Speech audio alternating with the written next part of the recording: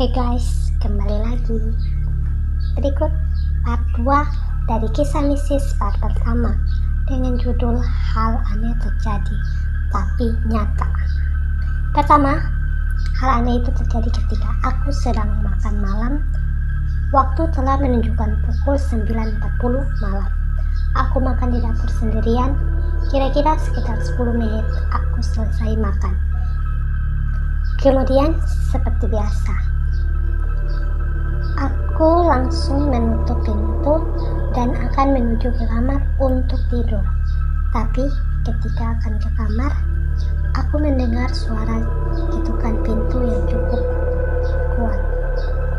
Aku pun mendekati pintu dan bertanya, "Siapa ya? Siapa?" Aku mengulang kata-kata itu, tapi tidak ada jawaban di balik pintu tersebut.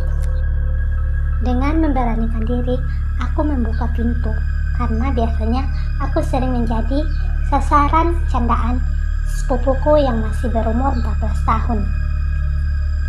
Aku lalu membuka pintu dan tidak kutemukan siapa-siapa. Aku berpikir mungkin saja dia sedang bersembunyi.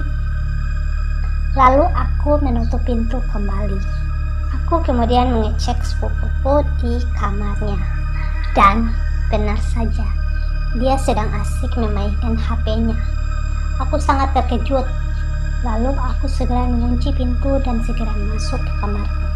Sambil takut, aku mengambil selimut dan tidur di balik selimut hingga aku tertidur pulas.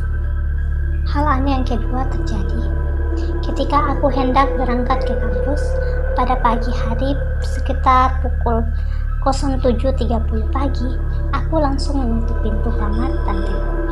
Tapi anehnya pagi hari itu benar-benar sepi. Tidak ada orang yang karena semua orang telah pergi melakukan aktivitasnya masing-masing.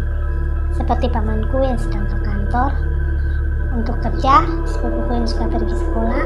Pada pagi hari tadi, aku dan tanteku di rumah. Ketika aku akan berangkat, aku akan berpamitan dengan tanteku yang sedang berada di kamarnya.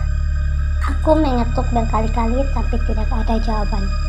Aku langsung saja membuka pintu kamar. Tanteku dan beliau sedang berada di WC. Pantas saja tidak ada jawaban, kataku dalam hati. Aku tahu beliau di WC karena lampu WC-nya nyala dan memancar keluar. Dan ada suara airnya. Tanpa lama-lama, aku berpamitan dengan nada suara yang sedikit pelan.